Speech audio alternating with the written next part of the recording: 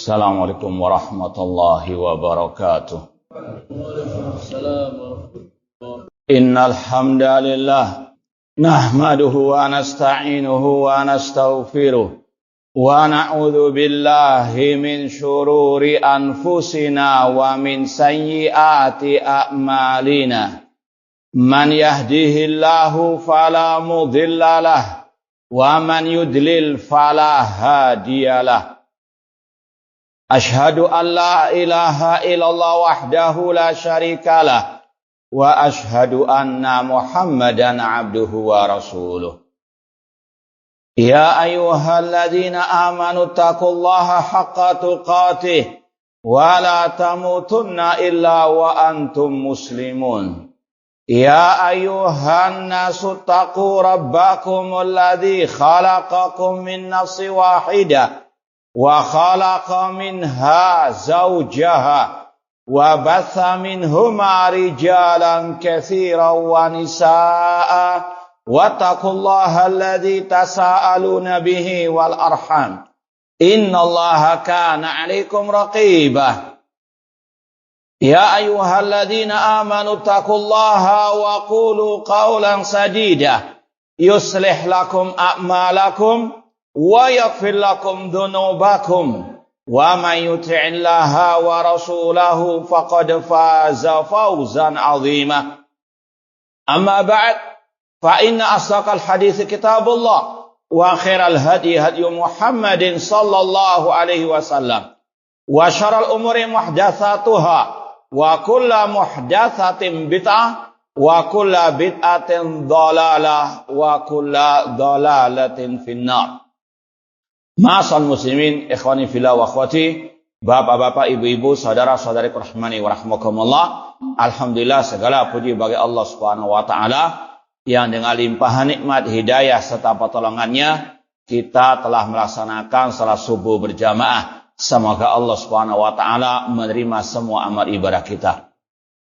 Ma'asal muslimin, ikhwani fillah wa akhwati, bapak-bapak, ibu-ibu, saudara-saudari rahmani wa rahmakumullah. Pada kesempatan yang berbahagia ini, tidak ada yang bisa kita sampaikan kecuali sekedar wa dzakir fa inna dzikra tanfa'ul mu'minin. Berilah peringatan karena peringatan itu bermanfaat bagi orang yang beriman, dan sekedar melaksanakan firman Allah wa tawassaw bil haqqi wa tawassaw bis sabr. Ma'asal muslimin, ikhwani fillah wa akhwati rahimani wa rahmakumullah. Rasul SAW bersabda, talabul ilmi faridatun ala kulli muslimin. Belajar ilmu agama itu wajib bagi setiap muslim. Kata Imam Ahmad rahimahullah, ilmu yang wajib dipelajari oleh setiap muslim dan muslimah adalah yang berkaitan dengan kewajiban yang Allah bebankan atas mereka. Contoh, kita wajib sholat, wa aqimus sholat. Allah mengatakan dan dirikanlah sholat. Maka kita wajib juga belajar bagaimana salat yang benar, dan tidak ada salat yang benar kecuali yang diajarkan Rasulullah SAW. Rasul bersabda, "Shallu kama ra'aitumuni usolli." Salatlah kalian sebagaimana kalian melihat aku salat. Kita sekarang tidak bisa melihat langsung Rasul salat, namun ada hadis-hadis Rasul SAW dalam Sahih Bukhari, Muslim dan seterusnya. Kita kalau sudah wajib haji, ya dengan kemampuan yang kita miliki misalnya, maka sebelum berangkat haji harus belajar bagaimana ibadah haji yang sesuai dengan tuntunan Rasul SAW. Rasul bersabda, "Khudhu anni manasikakum." Pelajarilah dariku pelajaran ibadah-ibadah haji.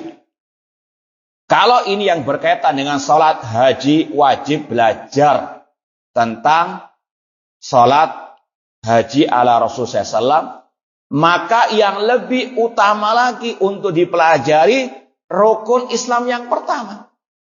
Kalau sholat rukun Islam yang kedua, kita wajib belajar tentangnya. Ibadah haji, rukun Islam yang kelima, kita wajib mempelajarinya kalau mau haji. Maka lebih dari itu, belajar tentang rukun Islam yang pertama, terutama kalimat syahadat asyhadu alla ilaha illallah. Kalau tadi kita wajib salat harus sesuai dengan tuntunan Rasul SAW. Maka demikian pula kita harus belajar la ilaha illallah sesuai dengan yang diajarkan, dipahami oleh Rasulullah SAW. Maka ma'asal muslimin, pada kesempatan yang berbahagia ini, mari kita sedikit mengulas, mempelajari tentang la ilaha illallah. Dan ini yang Allah firmankan. Dan ini yang Allah perintahkan. Dalam firman-Nya, fa'lam annahu la ilaha illallah. Ai ta'allam. Kata para ulama, fa'lam artinya ta'allam. Pelajarilah tentang apa itu la ilaha illallah. La ilaha illallah bukan sekedar ucapan di lisan saja. Bukan sekedar kumandang azan la ilaha illallah saja. Namun tadi harus dipelajari. Bahkan Rasul SAW 10 tahun pertama di kota Mekah hanya mengajarkan tentang la ilaha illallah. Tidak ada dakwah kepada salat pada waktu itu. Nggak ada ibadah, zakat. Yang ada seruan taklim mengajarkan la ilaha illallah. Padahal di tengah-tengah orang-orang yang fasih berbahasa Arab. Ya, maka ini lebih menegaskan kepada kita semuanya untuk mengamalkan firman Allah, fa'lam annahu la ilaha illallah. Kata Syekh Abdurrahman As-Sa'di rahimahullah dalam tafsirnya, ayat ini di dalamnya ada perintah untuk kita belajar tentang la ilaha illallah. Yang pertama yang perlu kita sampaikan di sini, setelah kita tahu wajibnya belajar tentang la ilaha illallah, tentang kedudukan dan keutamaan la ilaha illallah. Kita semuanya tahu kalimat tauhid la ilaha illallah merupakan kewajiban pertama dan terakhir bagi seorang hamba Allah. Kewajiban yang pertama yaitu maksudnya orang yang mau masuk Islam harus mengucapkan la ilaha illallah. Rasul SAW bersabda, umirtu an uqatilan nas hatta yashhadu alla ilaha illallah. Aku diperintahkan untuk memerangi manusia sampai mereka mengucapkan, menyaksikan la ilaha illallah. Ini kewajiban pertama. Kewajiban yang terakhir, dalilnya adalah sabda Rasul SAW, lakinu mautakum la ilaha illallah. Talkinkanlah orang yang mau meninggal dunia dengan kalimat la ilaha illallah. Ada orang yang dalam keadaan mau meninggal dunia, bisikan, diktikan la ilaha illallah, jangan ditambah-tambah yang lain. Cukup la ilaha illallah. Karena Rasul mengatakan, fa inna man kana akhiru kalami la ilaha illallah dakhala jannah. Karena barang siapa yang akhir ucapannya la ilaha illallah, maka dia masuk surga. Semoga Allah mengakhiri hidup kita dengan kalimat tauhid la ilaha illallah. Ini kewajiban pertama dan terakhir bagi seorang hamba untuk mengucapkan la ilaha illallah. Dan kata para ulama, tidak akan mungkin orang itu bisa mengakhiri hidupnya dengan la ilaha illallah kecuali pada waktu dia hidup, hidupnya penuh dengan pengamalan, pemahaman yang benar dari la ilaha illallah. Karena kaidahnya orang yang meninggal itu sesuai dengan pada waktu dia hidup. Kalau hidupnya dia makmurkan dengan la ilaha illallah secara ilmu, secara pengamalan dan secara taklim, ya maka insya Allah dia akan bisa mengakhiri hidupnya dengan la ilaha illallah. Kemudian ma'asal muslimin, kalimat la ilaha illallah adalah intisari dakwah para nabi, para rasul. Sejak Rasul pertama, Nabi Nuh alaihissalam, yang pada waktu zaman beliaulah muncul kesyirikan pertama. Kana nasu ummata wahida, faba'atsallahu nabiyina mubasyirin wa mundirin. Dahulu manusia, kata Allah, umat yang satu, alias bertauhid. Belum ada kesyirikan, belum ada penyembahan kepada selain Allah, belum ada penyembahan kepada berhala.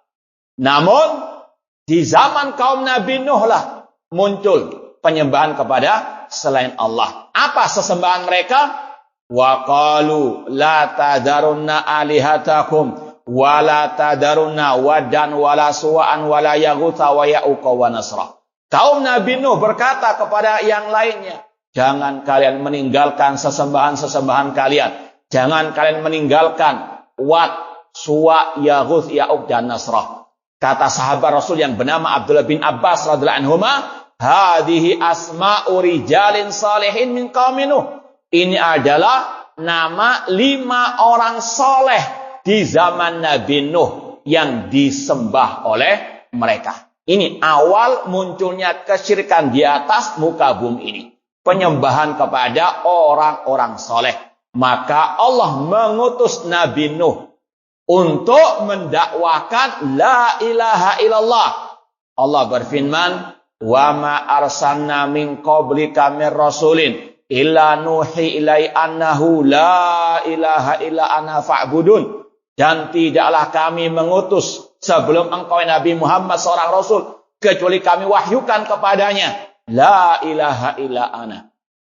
Dan Allah sendiri yang menjelaskan apa makna la ilaha illallah tersebut. Lewat lisan para anbiya.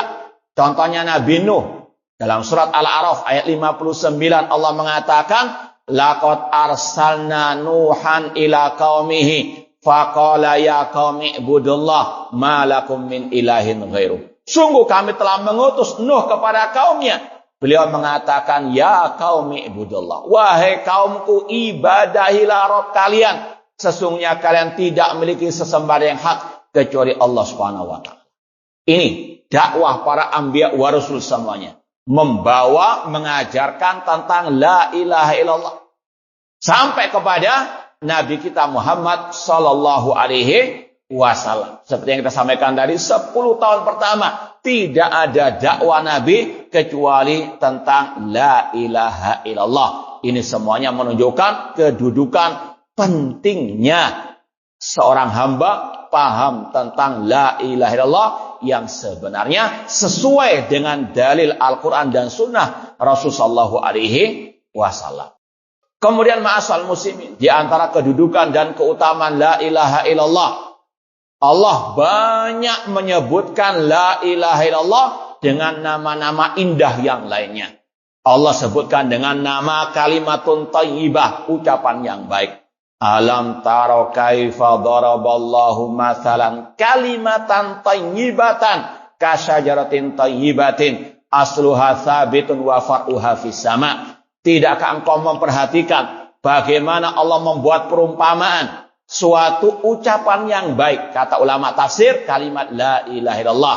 Perumpamaannya seperti pohon yang baik, yang akarnya itu sangat mendalam ke dalam, namun cabangnya tinggi ke atas langit. Itu kalimat thayyibah, la ilaha illallah. Allah sebutkan dengan nama kalimatun sawa, ucapan yang lurus. Sebagaimana firman Allah dalam surat Ali Imran, Qul ya ahlal kitab ta'alau ila kalimatin sawa bainana wa bainakum alla na'budu illallah. Katakan wahai Nabi Muhammad, wahai ahlul kitab, kemarilah kalian kepada ucapan yang lurus.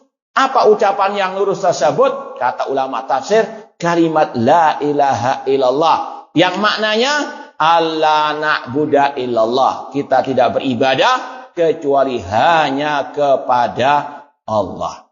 Demikian pula Allah menyebutkan kalimat la ilaha illallah dengan nama lain al-urwatul wusqa, tali yang sangat kokoh. Faman yakfur bitaghut wa yu'min billah faqad istamsaka bil urwatil wusqa. Barang siapa yang mengkufuri taghut, sesembahan selain Allah, dan dia beriman hanya kepada Allah, maka dia telah berpegang dengan tali yang sangat kokoh. Kata ulama tafsir, yaitu kalimat tauhid la ilaha illallah. Dan masih banyak lagi keutamaan-keutamaan dan kedudukan kalimat la ilaha illallah. Kemudian poin yang berikutnya ma'asal muslimin, yaitu yang paling penting di sini tentang apa arti yang sebenarnya dari la ilaha illallah berdasarkan Al-Quran dan Sunnah Rasulullah SAW dan juga pemahaman para ulama ahlu sunnah wal jamaah. Kalau kita perhatikan ya, mulai kita kecil sampai mungkin sudah dewasa sampai tua, yang paling viral, yang paling banyak disampaikan oleh kaum muslimin tentang arti la ilaha illallah, bahwasanya arti la ilaha illallah adalah tidak ada Tuhan atau pencipta selain Allah. Itu yang paling masyhur. Namun ketahuilah ma'asal muslimin, tidak semua yang masyhur, yang viral itu pasti benar. Ya, yang benar itu tadi sesuai dengan Al-Quran dan Sunnah Rasulullah SAW. Allah mengatakan al-haqqu mir rabbika, kebenaran dari Rabbmu, yaitu dari Al-Quran dan Sunnah Rasulullah SAW. Ya, kita katakan ya dengan terang benderang, dengan tegas, mengartikan la ilaha illallah dengan tidak ada Tuhan atau pencipta selain Allah, itu makna yang tidak benar, itu makna arti yang salah. Kenapa demikian? Mari kita simak alasannya, sebabnya. Yang pertama, dari segi bahasa Arab, la ilaha, al-ilah, itu maknanya al-ma'bud, yang disembah. Ya, adapun Tuhan atau pencipta itu ar-Rabb atau al-Khaliq. Ya, secara bahasa saja sudah kurang tepat, tidak benar. Yang kedua tadi, kita salat, kita puasa, zakat, haji harus mengikuti Al-Quran dan Sunnah. Demikian pula dalam mengartikan la ilaha illallah harus mengikuti Al-Quran dan Sunnah Rasulullah SAW. Kita sampaikan tadi, semua para anbiya, mereka diutus oleh Allah untuk mengajarkan la ilaha illallah. Dan Allah telah menyebutkan makna yang benar yang disampaikan oleh para nabi, para rasul. Makna la ilaha illallah itu berkaitan dengan la na'buda ya illallah, sebagaimana dalam surat Ali Imran tadi. Allah memerintahkan nabi kita Muhammad untuk mendakwai ahlul kitab agar mereka tidak beribadah kecuali hanya kepada Allah. Kalimatin sawa, ucapan yang lurus, la ilaha illallah, artinya kita tidak beribadah kecuali hanya kepada Allah Subhanahu wa ta'ala. Demikian pula Allah mengatakan tentang dakwah Nabi Ibrahim alaihissalam. Nabi Ibrahim mengatakan, wa id qala Ibrahimu li abihi wa qaumihi innani bara'un mimma ta'budun illa alladzi fatarani fa innahu sayahdin. Ingatlah ketika Ibrahim berkata kepada ayahnya dan kaumnya, aku berlepas diri dari apa yang kalian sembah kecuali Allah yang menciptakan. Dari sinilah para ulama mengatakan arti la ilaha illallah berdasarkan pemahaman para nabi, para rasul yang disebutkan dalam Al-Quran. Arti yang benar adalah la ma'buda bihaqqin illallah. Tidak ada yang berhak diibadahi dengan benar kecuali Allah. Tidak ada sesembahan yang hak kecuali Allah. Ya, makanya sekali lagi tadi, kalau kita membaca intisari dakwah para nabi, para rasul, semuanya berkaitan masalah ibadah hanya kepada Allah. Sampai Nabi Yusuf alaihissalam ketika beliau di penjara, beliau dakwahnya la ilaha illallah. Dan beliau artikan apa makna la ilaha illallah yang sebenarnya. Nabi Yusuf berkata kepada temannya, ya sahibai sijni, a'arbabun mutafarriquna khairun amillahul wahidul qahar, ma ta'buduna min duni illa asma'an samaitumuha antum wa aba'ukum ma anzalallahu biha min sultan. Nabi Yusuf berkata, wahai dua temanku yang di penjara, apakah Tuhan-Tuhan yang banyak itu lebih baik ataukah Allah yang Maha Esa lagi Maha Perkasa? Tidaklah yang kalian sembah selain Allah kecuali hanya nama-nama yang kalian karang-karang sendiri dan yang dikarang oleh nenek moyang kalian. Inil hukmu illa lillah. Tidak ada hukum kecuali hukum Allah. Apa itu? Amara alla ta'budu illa iyah. Allah tidak memerintahkan kalian kecuali hanya untuk beribadah kepadanya. Ini la ilaha illallah yang dipahami oleh para nabi, para rasul. Yaitu tidak ada sesembahan yang hak kecuali Allah. Tidak ada dalam tadi seruan dakwah mereka, tidak ada Tuhan kecuali Allah atau pencipta selain Allah. Yang ada alla na'buda illallah, ya qaumi ibudullah. Yang ada inni bara'un mimma ta'budun illa alladzi fatarani. Sampai kepada Nabi kita Muhammad SAW. Beliau yang paling paham tentang makna la ilaha illallah. Ya mungkin pernah kita mendengar hadis Jibril. Dalam hadis Jibril bertanya kepada Nabi Muhammad, akhbirni anil Islam. Ini riwayat Umar bin Khattab. Dalam riwayat Umar bin Khattab, Rasul ditanya oleh malaikat Jibril, beritahukanlah kepadaku apa itu Islam. Rasul menjawab, antashhada alla ilaha illallah. Yang pertama kata Rasul, engkau mengucapkan bersaksi tentang la ilaha illallah. Dalam riwayat yang lain, riwayat Abu Hurairah radhiyallahu anhu, ketika Rasul ditanya apa itu Islam, Rasul menjawab, anta budallah wala tusyrika bihi syai'ah. Hadisnya dalam Sahih Muslim. Rasul ketika ditanya apa itu Islam, Rasul pertama kali menjawab, engkau beribadah hanya kepada Allah dan tidak menyekutukan Allah dengan sesuatu apapun. Ya, kalau mau digabungkan dua riwayat ini, riwayat Umar bin Khattab dan riwayat Abu Hurairah dalam Sahih Muslim, maka dari sinilah kita paham bahwasanya arti la ilaha illallah sesuai dengan penafsiran Rasul, yaitu kita tidak beribadah kecuali hanya kepada Allah, atau disingkat tadi la ma'buda bihaqqin illallah. Tidak ada yang berhak diibadahi kecuali Allah. Jadi bukan tidak ada Tuhan atau pencipta selain Allah. Sekali lagi yang mengartikan Rasul SAW. Ya, mana yang lebih tahu, Rasul atau selain Rasul SAW? Tentunya orang Muslim akan menjawab Rasul yang lebih paham. Maka mari kita luruskan pemahaman yang selama ini tidak benar. Ya. Kemudian ma'asal muslimin, kenapa kok tidak benar mengartikan la ilaha illallah dengan tidak ada Tuhan atau pencipta selain Allah?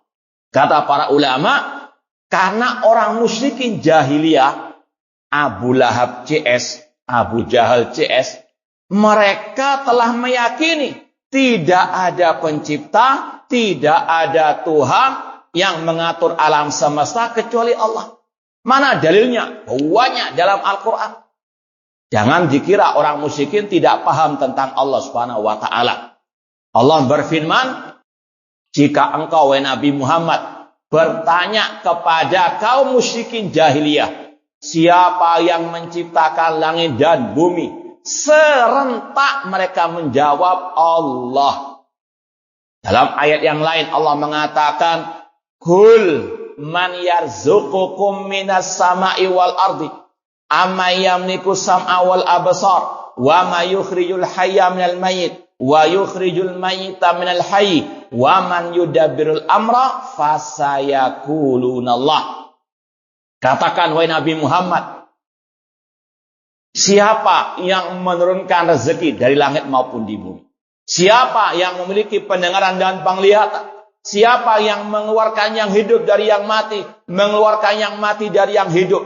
Serentak orang musyrikin menjawab Allah.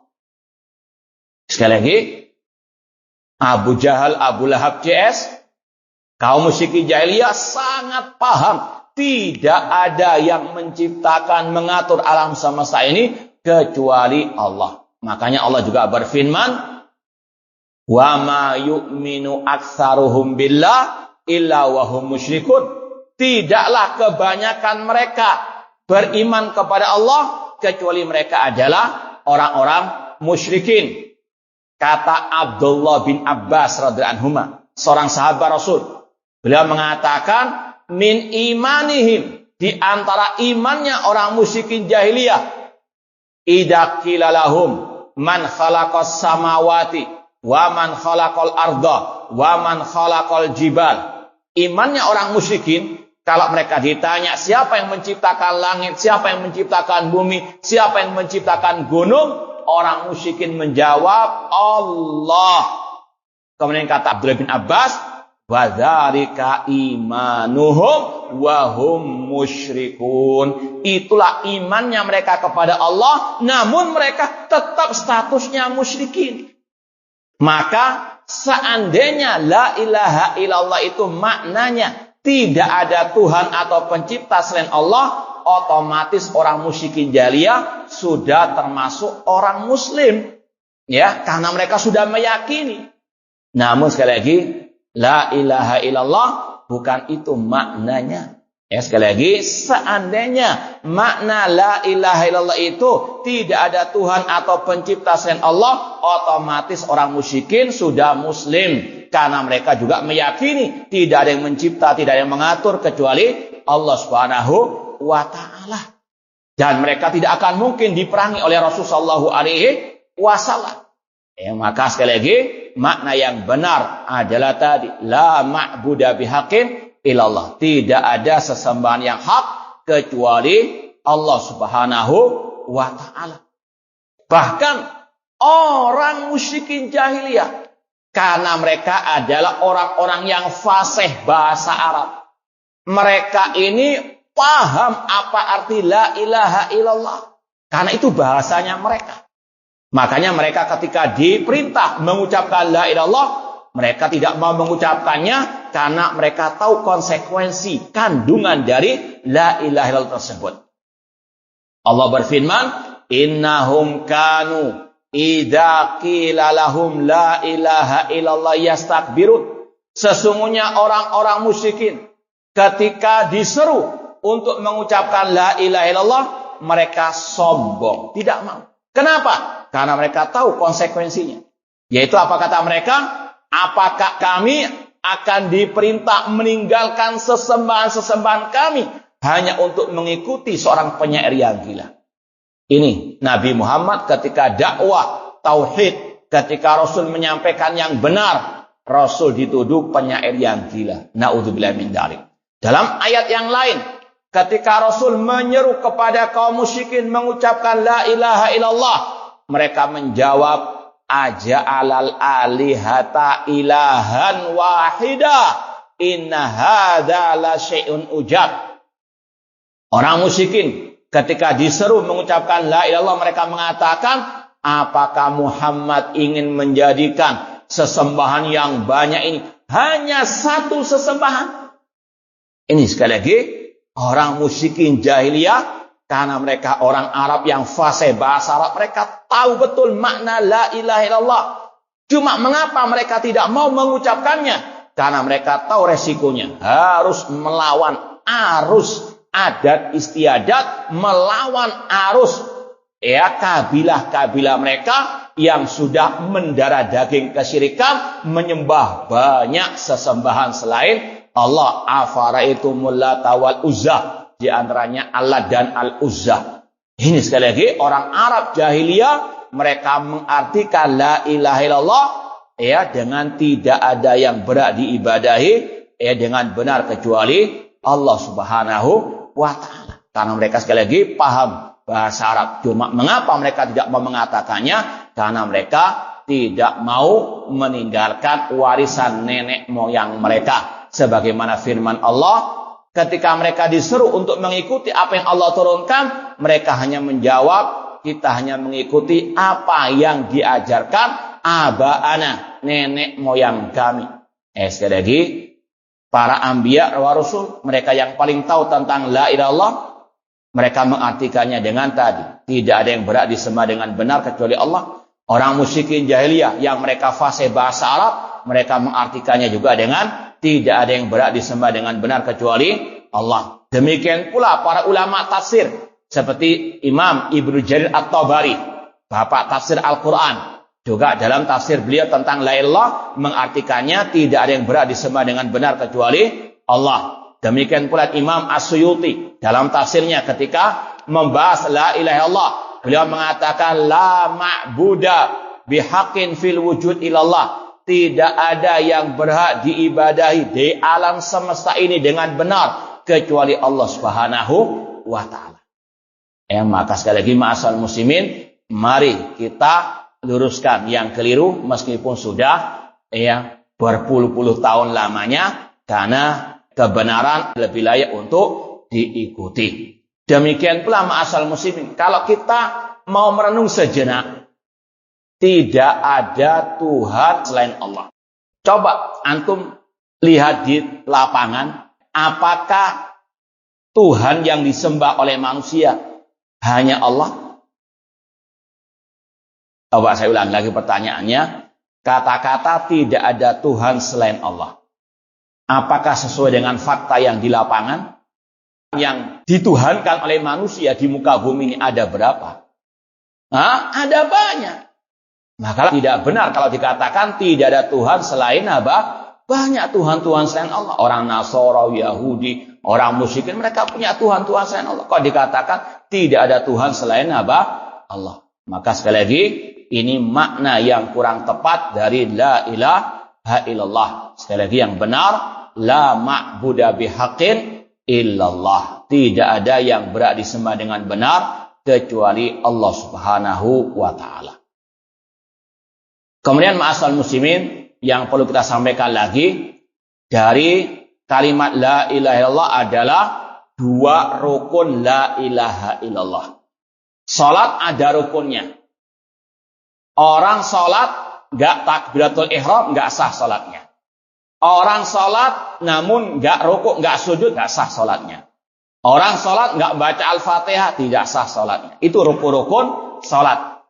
Demikian pula dengan haji, ada rukun-rukunnya. Al-Hajju Arafah, wukuf di Arafah itu rukun haji.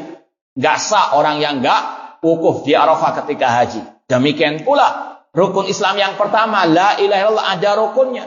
Apa rukunnya? Ada dua.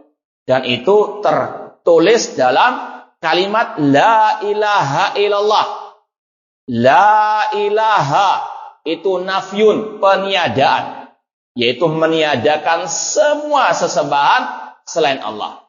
Illallah, kecuali Allah. Al-isbat, penetapan, hanya Allah yang berhak untuk diibadahi. Jadi ada dua rukun la ilaha illallah kata para ulama, an-nafyu wal isbat. Peniadaan dan penetapan. Peniadaan dan penetapan. Arti peniadaan, meniadakan semua sesembahan selain Allah dan menetapkan hanya Allah satu-satunya sesembahan yang hak. Dalilnya mana? Dzalika bi annallaha huwal haq wa anna ma yad'una min dunil batil. Yang demikian itu bahwasanya Allah satu-satunya sesembahan yang hak. Dan selain Allah adalah sesembahan yang batil. Faman yakfur bit-taghut wa yu'min billah faqad istamsaka bil urwatil wuthqa. Barang siapa yang mengkufuri, menafikan, mengingkari sesembahan-sesembahan selain Allah dan dia beriman hanya kepada Allah, hanya meyakini Allah satu-satunya sesembahan yang hak, maka dia telah berpegang dengan kalimat la ilaha illallah. Demikian pula dalam kisah Nabi Ibrahim alaihissalam tadi. Beliau berkata, wa ittala Ibrahimu li abihi wa qaumihi innani bara'un mimma ta'budun. Ingatlah ketika Nabi Ibrahim berkata kepada ayahnya dan kaumnya, sesungguhnya aku berlepas diri dari yang kalian sembah selain Allah. Ini an-nafyu, peniadaan, meniadakan, mengingkari semua sesembahan selain Allah Subhanahu wa taala, illalladzi fatarani. Kata Nabi Ibrahim, kecuali yang menciptakanku, yaitu Allah Subhanahu wa taala. Maka seorang muslim muslimah harus betul-betul meyakini, memahami dua rukun la ilaha illallah ini. Tidak cukup hanya mengatakan Allah sesembahanku, namun juga harus mengingkari sesembahan yang disembah oleh manusia. Itu namanya la ilaha illallah komplit, la ilaha illallah. Menafikan semua sesembahan selain Allah, menetapkan hanya Allah satu-satunya sesembahan yang hak. Dan ini yang juga Rasul katakan dalam hadis yang sahih, Beliau mengatakan, man qala la ilaha illallah wa kafara bima yu'badu min dunillah haruma maluhu wa damuhu. Kata Rasulullah SAW, barang siapa yang mengucapkan la ilaha illallah dan dia mengingkari wa kafara, mengkufuri, mengingkari yang disembah selain Allah. Jangan sampai naudzubillah min dzalik. Kita meyakini, kita menyatakan, ya Allah yang saya sembah. Tapi dalam hatinya juga ada keyakinan. Demikian pula orang Nasrani juga punya sesembahan yang hak. Ya sudahlah, ya harus apa? Toleransi. Ya dengan mengatakan apa? Mereka punya sesembahan yang hak juga. Naudzubillah min dzalik.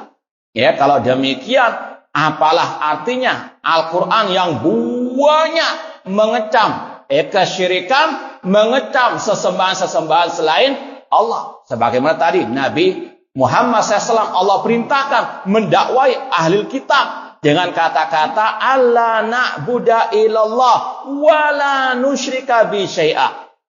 Wahai ahli kitab, kemarilah kalian kepada ucapan yang lurus, yaitu la ilaha illallah, yaitu alla na'budu illallah. Kita tidak beribadah kecuali hanya kepada Allah, dan kita tidak boleh menyekutukan Allah dengan sesuatu apapun.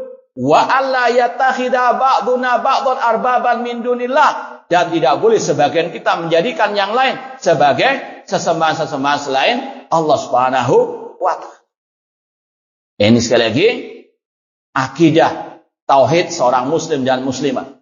Ya, ini sekali lagi pembahasan yang paling penting dalam kehidupan seorang muslim dan muslimah. Ini berkaitan dengan rukun Islam yang pertama, rukun iman yang pertama. Harus betul-betul paham, tentunya sesuai dengan dalil Al-Quran dan sunnah Rasulullah SAW. Sebetulnya masih panjang pembahasan ini, dan alhamdulillah saya pernah menulis buku yang berjudul Menyelami Samudra Kalimat Tauhid, ya berkaitan dengan ini dan yang lainnya. Bisa di-download di internet, ya, Menyelami Samudra Kalimat At-Tauhid. Ya, semoga apa yang kita sampaikan bermanfaat, dan semoga Allah Subhanahu wa taala menghidupkan dan mewafatkan kita di atas kalimat tauhid la ilaha illallah. Ada pertanyaan atau cukup? Cukup. Ya, ini yang mungkin bisa kita sampaikan, kurang lebihnya mohon maaf. Wa jazakumullahu khairan atas perhatiannya. Aku qouli hadza wa akhiru da'wana anil hamdulillahi rabbil alamin.